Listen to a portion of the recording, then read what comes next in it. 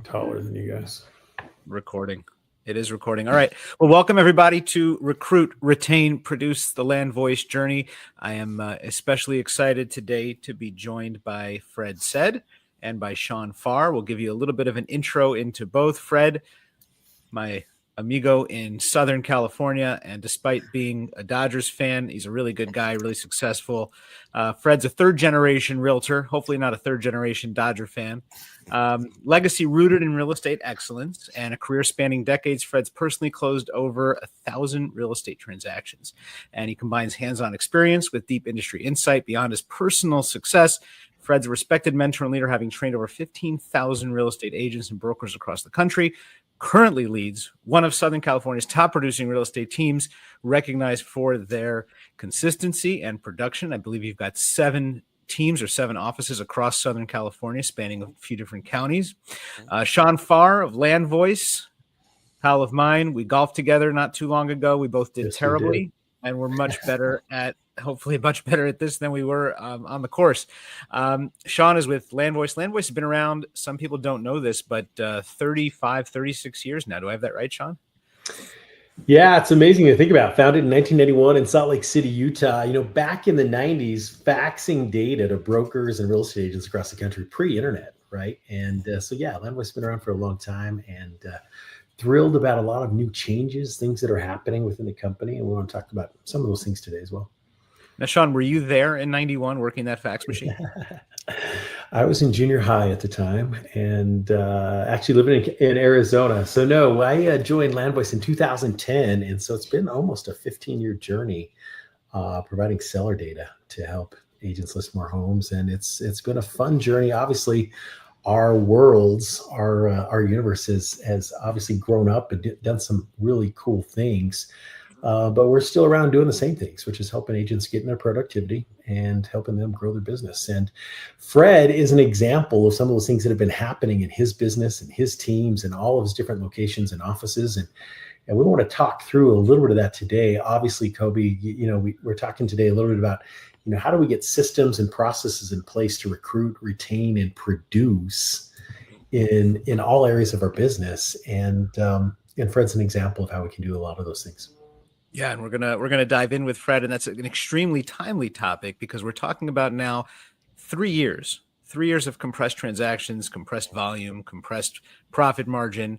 At the same time, real estate brokerages are still trying to recruit and attract new agents, and they're giving away the store by doing so. So a lot of people are talking about how the model is a little bit broken in real estate, how we've got these compressed transactions going on. We're not doing as many deals as we were, but we're paying our agents, basically 100% of the commission. And so there's all these different models going on, and we're trying to figure out, how does a brokerage articulate enough value to their agents, not only to retain them, but to be able to keep them productive as well. We need to be able to make money off of those agents. And that's why this conversation is so poignant and so timely today. We know interest rates have dropped a little bit in the last week. We saw a jobs report that was revised yet again. And so we might see another rate drop coming. And so that should help. But we're far off from an inventory standpoint and from an affordability standpoint to really make the huge dent in the market that lowered interest rates would normally get to drive buyers off of the fence. So timely conversation today to talk about what are some of the other things we can do. And LandVoice is especially loud in that conversation because LandVoice does have solutions. Fred is utilizing some of those solutions at a very successful clip.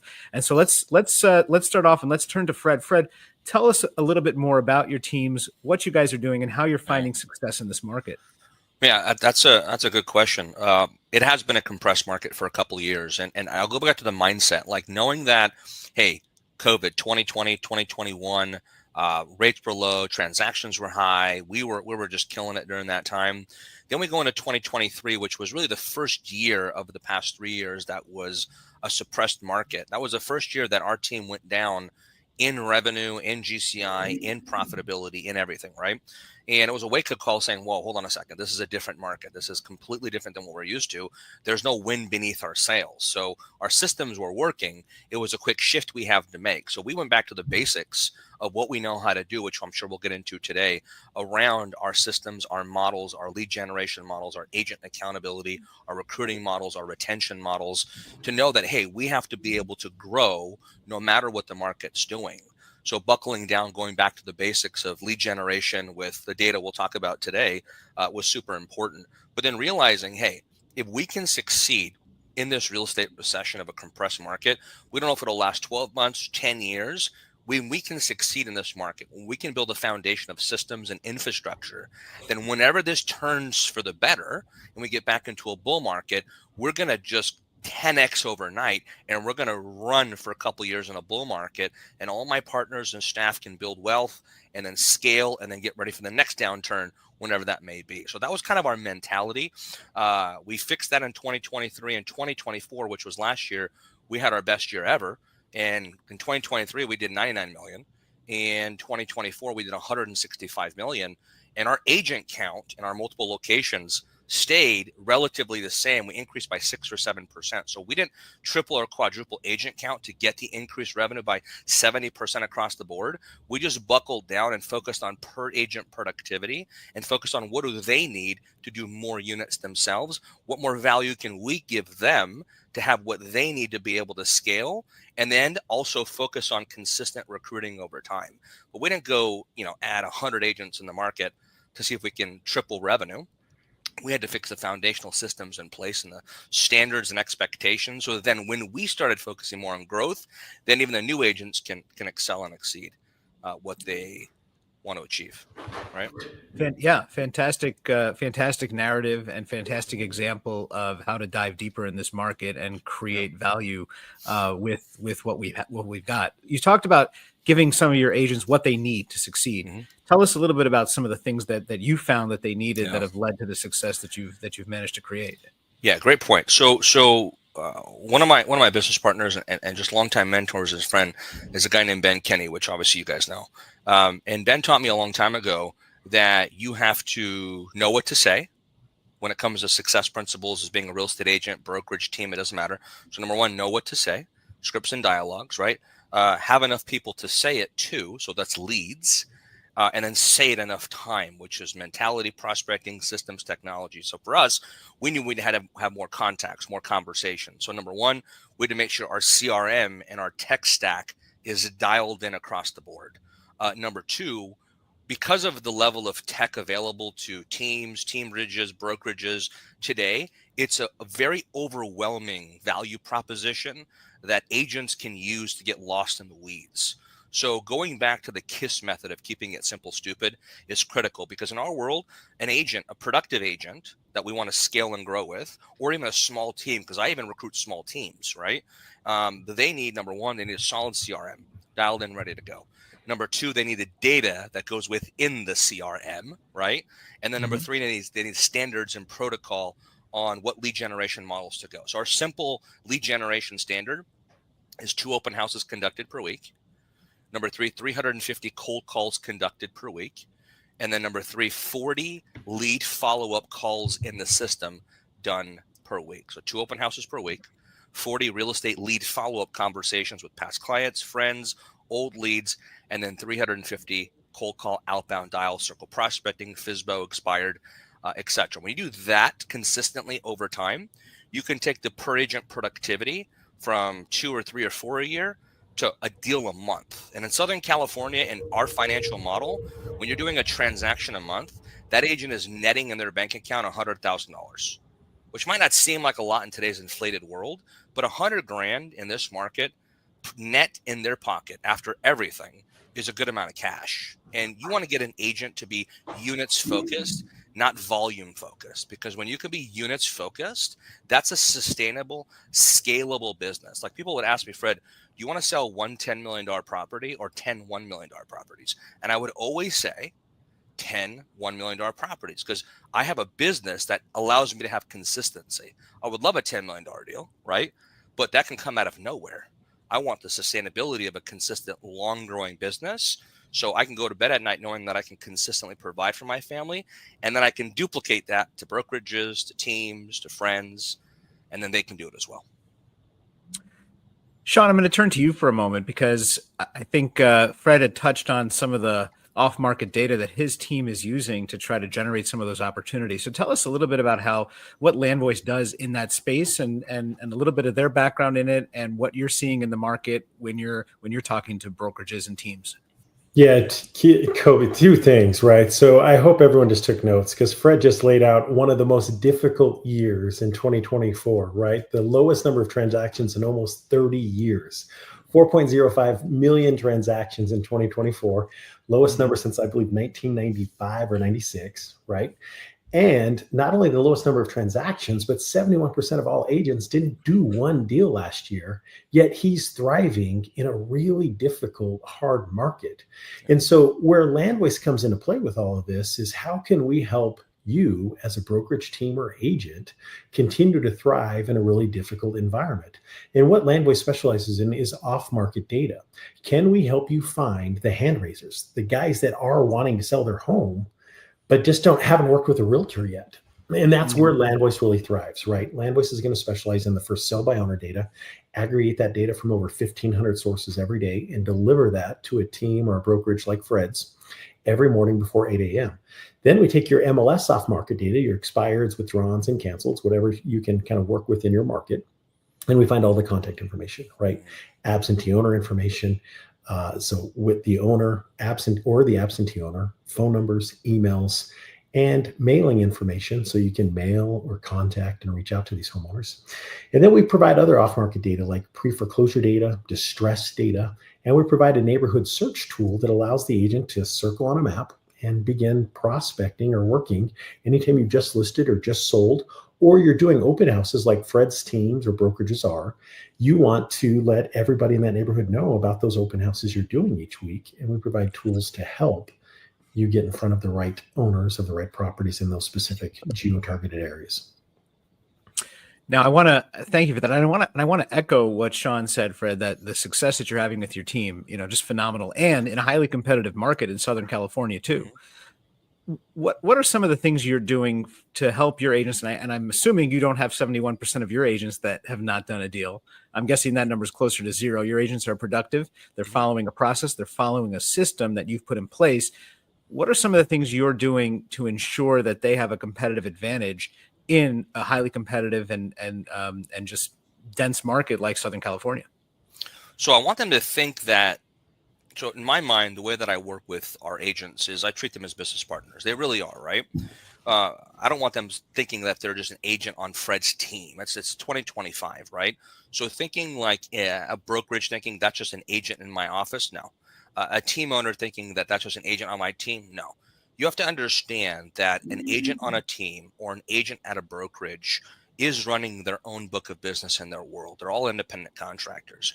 Your job as the brokerage owner or the team owner or both is to put yourself in a position where you provide the value to them on a regular basis, but you also give them the tools and the dynamics of what they need. So in our agents world, they have the ability to do any production they want, buyer, seller, tenant, landlord.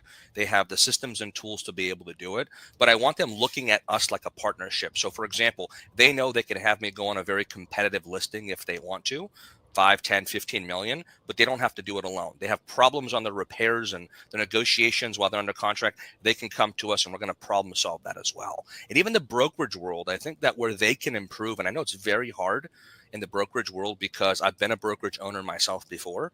That is, number one, the margins are slim. We all know that, right? With the things that are changing in 2025, but they got to put themselves in a position where they can still provide value as a broker, act as if they're a partner, get their agents to those transactions, because when that revenue is closed and it comes in, all parties can benefit as a result of that revenue. So they got to think outside the box. As the simplest answer, Coby, is put yourself in a position to say, what does that agent need in today's world? And if you have 30 agents, 10 agents, 100 agents, not every single one is going to want to boiler templated value tech stack or value stack in negotiations or compensation plan. Some might need it differently. And if you can cater to those, especially top producers and ones that bring in the revenue and help them scale, you can retain them, which is critical, right? Because we know attrition costs are terrible in any business. And you can help get them to become your biggest raving fan so that they bring their friends to your team and to your brokerage. So it's kind of the way I think about it. It's an infinite game. I think Simon Sinek wrote a book called Infinite Game, and I just think it's a different mentality. I think the challenge with a suppressed, compressed market is that we have to, as business owners, we have to think in the short term, because we may not be here in 2 years if we don't, but simultaneously you have to think the infinite game. It's like running a sprint and a marathon at the exact same time. If you were to put some of those elements into silos, right, and you're talking about the open houses and you're talking about the cold calls, where does off-market data, how does that fit into the overall strategy? It's the same thing. So that goes into our 350 cold calls per week. Like my agent partner, Roger, so it's basically a showing partner, which we run my book of business inside of my team's role, because my team does about 82% of the production. I do about 18%, but I still sell 2 to 3 homes per month with the leverage of my showing partner. So Roger and I met today. We have a condo that we're listing in Santa Monica in about 2 weeks, but my seller, who's selling at 975, has to buy a single family at 1.5. Otherwise, it's not going to happen. It's a very low inventory market. It's right next to, obviously, the fires that took place in Southern California earlier this year. Not a lot of movement with homeowners. And we told them, hey, we're going to be able to cold call the community in the area as long as you give me a geo map location, which they did, a part of Santa Monica, and we're literally going to start calling off market tomorrow. Ring, ring. Is this the homeowner? Hi, this is Fred. I'm local broker. I'm giving you a call because I have a great family that wants to buy a home in your area. They already live here, but they can't find what they're looking for. Have you thought about selling your property? Oh, you haven't? Do you know a neighbor thinking about selling their property? By the way, have you thought about selling your home in the next 1, 3, or 5 years? So we take the off-market approach and the data, which we have to have, and the accuracy of it, and then see if we can find deals and put them together off-market. I mean, they exist. They literally exist if you can go after it. But it takes that pounding the pavement mentality with the right data to be able to go and take advantage of it. And when you do, you can put deals together that nobody else literally can in your market. So we talk about, Zillow, I think, came out recently claiming that we're about 4.7 million homes short of where we need to be from an inventory standpoint. And, we can debate whether or not those numbers are accurate and what those numbers actually mean. Do we need more homes to come loose from sellers that are reluctant to sell? Do we need more homes to be built? But it sounds like using off-market data, Shaun, you can actually expand the available inventory, expand the marketplace, provide more value for your customers who come to someone like Fred and say, hey, I'm happy to list my home with you, but I need another home to buy and I'm not finding it out there. Yeah. And what we love about Fred and his teams and what he's doing is these are hardworking individuals willing to apply themselves and be productive.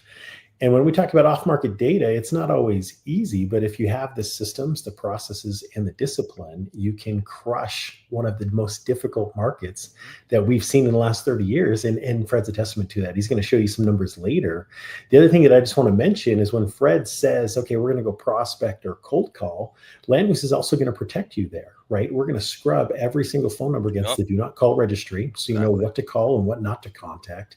And his team is extremely regulated, and they know exactly what to work with and what not to. And so we're going to protect you with the right data, give you the off-market data, and more importantly, the hand raisers, the people trying to sell their home now, but just haven't been able to with the last agent, or trying to do it on their own. And in a couple of weeks, they're going to find out how painful it is to do it on their own.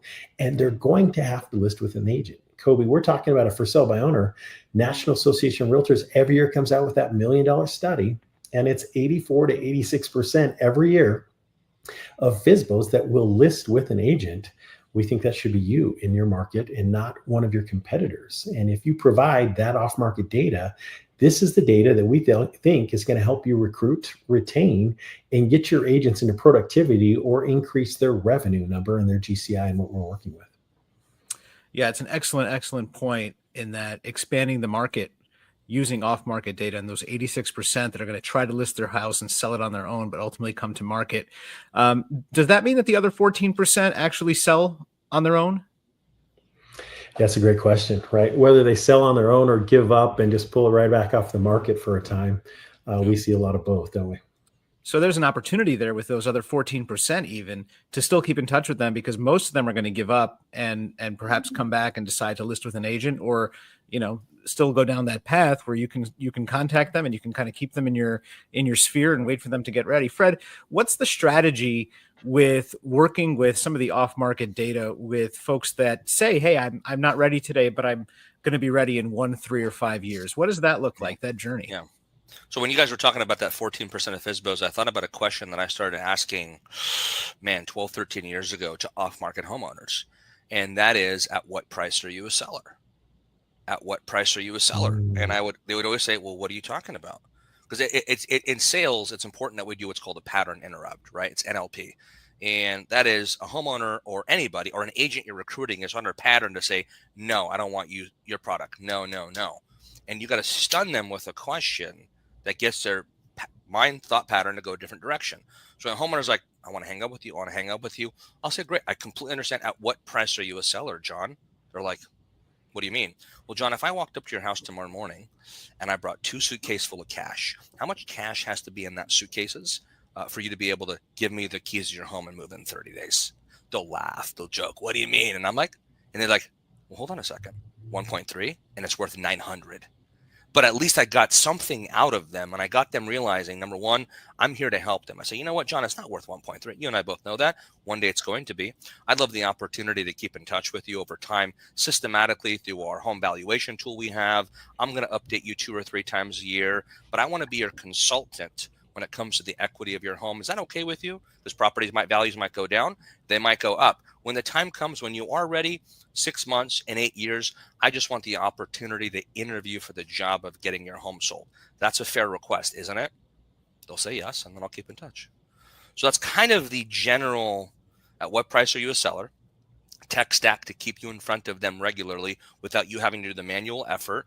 You have to still old school call them a couple times a year, and you got to continue to remind them that you just want the interview of getting it sold. And if a homeowner typically says, I want to sell in 18 months, you cut it in half, it's 9, 36 months, 18. They could say 7 years and a life event can happen.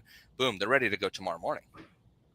So Fred, you've got a really tight process in place for your team, and you've got a really large team. How many agents are you now on your team?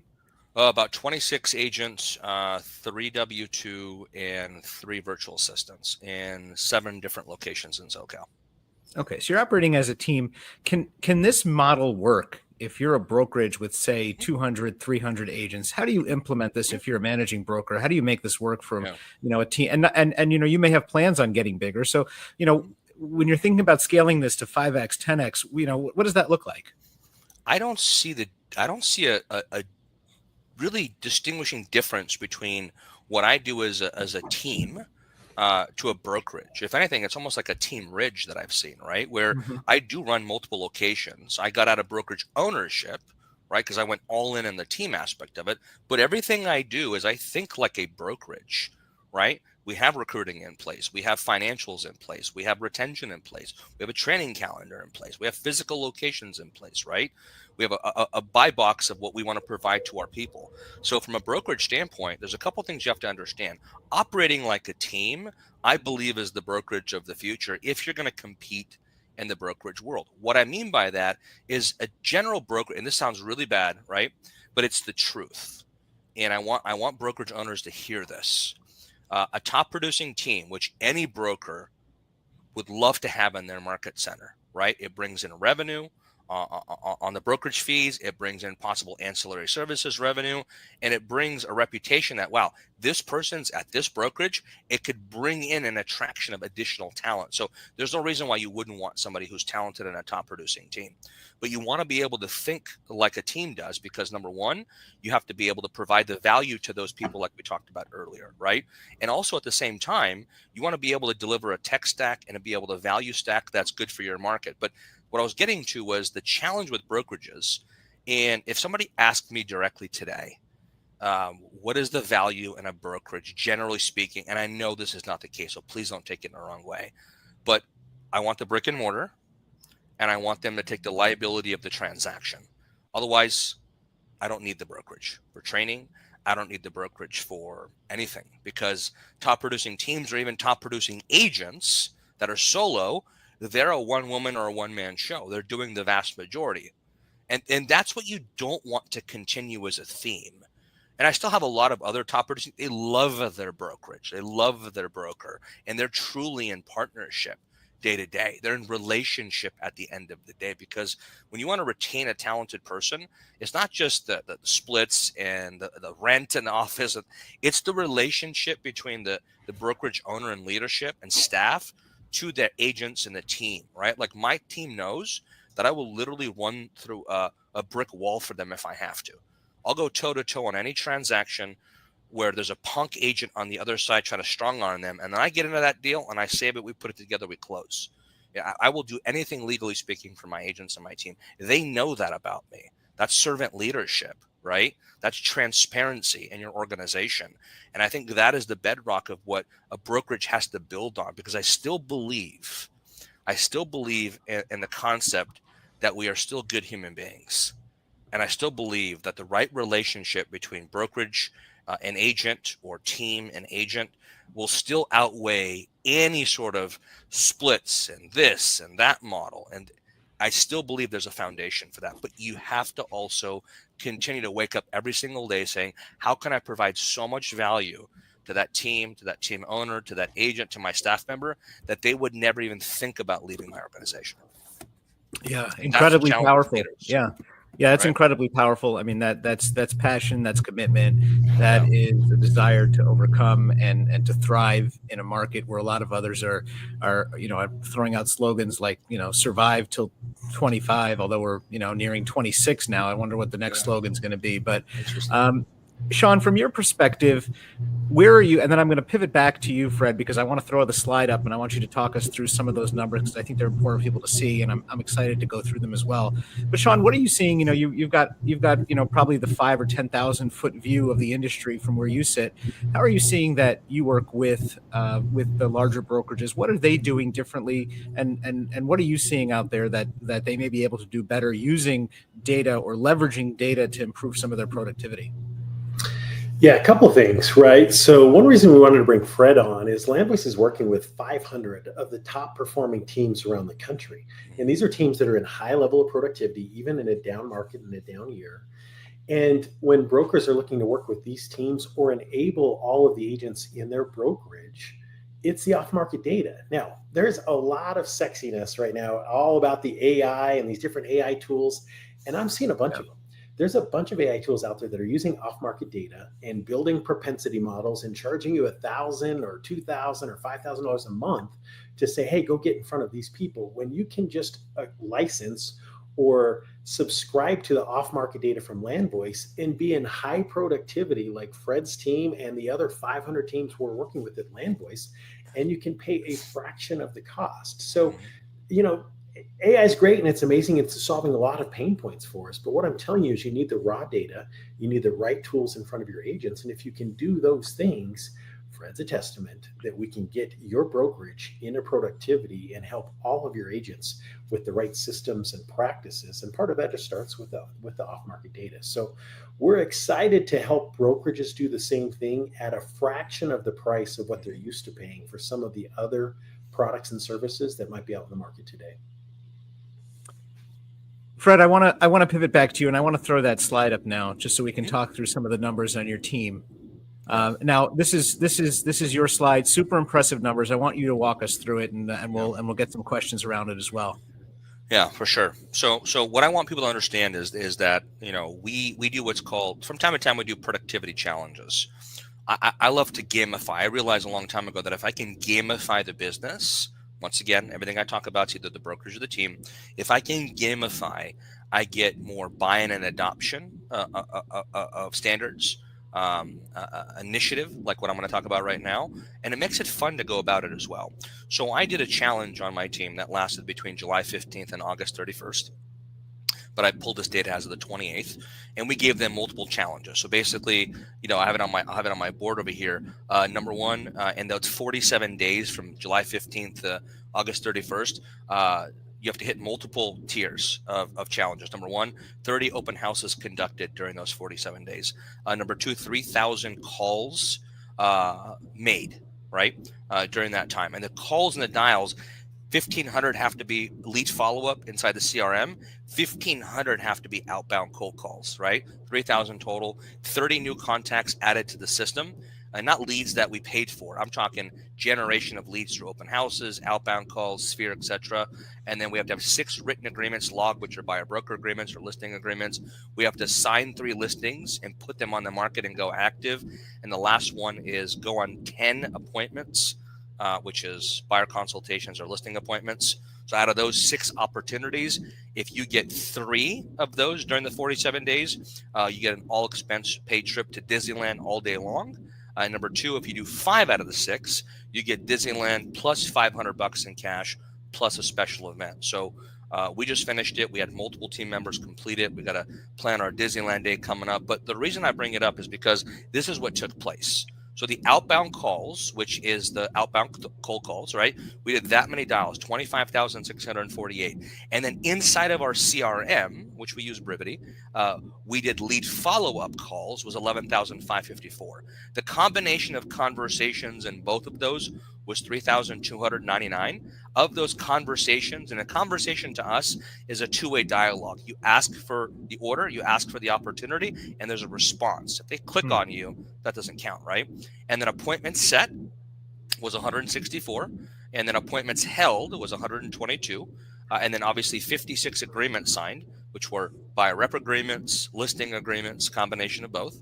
And then obviously open houses hosted 196, homes pending and closed 42, and then listing agreements actually signed with sellers 21. So for us, I never thought 4 or 5 years ago we wouldn't even do this in a quarter. Now we wouldn't even do this in 6 months, 9 months, let alone 47 days, or this is probably 42 or 43, whatever this is. But this is the level of activity that is literally required to still hit your numbers. And for us, our standard in our team in a shifting market is 150 million, right? 99 million to me is a complete failure because of the expenses I have, the revenue required, and the requirement of the net income goal for the partners so that I can retain them and help change their lives. So I just think it's incredibly important that we go all out during this time because I have no expectation, even though I think I've probably got a lot of money riding on it if I'm betting man, and I am. I do believe that anywhere from January 15th to May 15th of 26, we're going to get some legitimate wind beneath our sails. And I feel we're going to be at the 5.875 30-year fix, which I think is a breaking point to increase the unit count across the nation. But even if that didn't happen, and I'm not banking on it, which I'm not, I got to take these things in my own hands, my partners and I, to create the market ourselves, not rely on it to come to us. So, but let's talk about that for a moment, because we touched on it earlier. I think when I opened the show about how we're seeing a jobs report that got revised again, 911,000 jobs wiped off, the biggest revision in history. It's going to lead to interest rates coming down, right? There's going to be some fear and money flocking to the bond market out of the stock market. We're going to see some of that, so we're going to see lower interest rates. I don't know where they're going to head to. I mean, if they're going to be below 6 or the 5.5 mark, but that is going to impact your market, Fred. That is going to impact what you do in the next 6-9 months. How does that impact? How does that factor into the activities you're doing? Because they're enormous in size and scope. But how does a market where more buyers are present, what does that do? Does that increase the opportunities because the inventory is stagnant? But if you have more buyers out there, what happens? If you don't have enough inventory and you have more buyers, prices are going to go up, right? Yeah. So where do the opportunities come from? Yeah, great question. Yesterday, we locked in a buyer on a 30-year fixed FHA in Southern California at a 5.625 with no points. Wow. That's really good, by the way, right? Yeah. So government funding is in the mid to the 5.5, 5.75 as of the time of this conversation. Obviously, it swings, so don't quote me on that. Check with your lender or your bank, etc. But the most important thing is we have to use the market of now to educate the buyers and sellers of the future. As long as I've done this, the three of us are literally, we live and breathe this industry. So we hear about jobs report in the moment. We look at our stocks. We look at the 10-year treasury. Boom, rates are coming down a tenth of a basis point today, whatever that may be. I just know that now. And then I use that immediately. The problem is the consumers literally don't know and the full impact till 30 to 60 days after that moment. So the fact that rates are 30-year fixes in the low sixes, government's high fives, we won't see the benefit till I think 3 to 6 weeks from today, meaning the rush of buyers. As long as it's sustained, which we know it's going to be sustained because the Fed's meeting and it's going to drop even more from a Fed fund rate standpoint, et cetera, et cetera. So we have to be able to use the information to be able to, what I love doing in sales. I love doing this when I was a brokerage owner, love doing this as a team owner right now, love doing this as a trainer. I mean, you name it, any business I'm in, I do this. It's called creating urgency. So if I'm talking to a buyer, Mr. and Mrs. Buyer, I want you to know that right now, rates are incredible, right? And I think it's a great buying season because come January, February, March of 2026, when everybody knows about this and rates are even lower, this inventory is going to get snatched up. You will get back into potentially bidding wars and you will have to potentially overpay for a property. But right now I can get you a great rate on a house and actually a great price because there's motivated homeowners and the inventory is still high in your market. And we can get the best of both worlds. So let's rerun your numbers. Let's get you back in the car and let's go after property if it makes financial sense. Mr. and Mrs. Homeowner, right now, buyers are coming back in the market because rates have dropped. So I think it's a great time to put your house in the market in the next 30 to 45 days because we can get you top dollar. We can get you 25 to 35% increase in buyer pool for your house because of the affordability. And we can get you off to your next endeavor or even into your next home before the holiday season. You're using the info to create the urgency. Are you with me? And then what happens is if they don't want to transact, that's fine. If you're recruiting an agent and you're saying, hey, our brokerage model is unbelievable. Here's what's going on. We're getting agents into production faster. Why don't we get you onboarded now so I can get you in production by December, systems and models in place. So come January 1st, you're not thinking about where to go or move to make. You've already been doing it so you can take advantage of the uptick in the market. How does that sound? So you see, it's the same. You're just the foundation is the urgency, and then either they're going to act now, and if they're not, just follow up. But if they're going to act now, snatch it up and go after it. I mean, the beauty of data, right? If we're leveraging data correctly, we can be successful with it in any market as long as we're uncovering the opportunities. Shaun, in some markets where you work with brokerages that may have more severe inventory issues, and we're going to see more buyers come into the market. What's the strategy? What are you telling brokers to do as far as leveraging your data to uncover more opportunities for their buyers? Yeah, it's a great question. And really the strategy right now is this. I mean, in between now and the end of the year, it's the teams, the brokerages, the agents that are stacking listings right now. When we talk about a record number of buyers and sellers that have been sitting on the fence for the last 4 to 5 years, those that are stacking listings now and with rates dropping even a hair, really good news, Fred, of what you just saw yesterday, right? But if we start seeing rates in the fives, high fives, mid fives to even low fives next year, all of those individuals who have stacked listings, and where are we going to find listings? Well, we're going to do open houses like what Fred's been doing, right? But if we're going to work with the off-market data, these are the people that need to sell and list now. And so the strategy is that let's stack listings between now and the end of the year. And if your agents will do that, your brokerage is going to be in a phenomenal position to ride this next wave that we all think is coming soon. Love it. Fred, I think we can spend hours talking about what you're doing. I mean, just your passion alone makes me want to keep this webinar going for, a couple hours more, but we do have to sign off. And I just want to throw it back to you to give some final thoughts around, where you see the future of the agent going, the future of the team going. What's your take on the industry in the next 12, 24 months? I'm curious to hear your thoughts. I'm going to give an analogy, and once again, please don't take any offense to it. It's just my brain I'm not a very smart guy. I just can outwork anybody, right? That's kind of my motto. And that is, number one, if you think about an income class, we have low income class, we have middle class income, we have high class income. We've all talked for years. I mean, everybody is friends that, hey, the middle class is eroding, right? It's just this the way it is. Real estate agents, I feel, is a low class, and there's a middle class, and there's a high class. The low class are the ones that just part-time agents that do 2 or 3 or 4 deals a year. God bless them. It's amazing. Make that cash. Middle class are solo agents that are doing, 6, 7, 8, 9, 12, 13, 14, 18 units. And then high class are top producing teams like ours and others that you may know.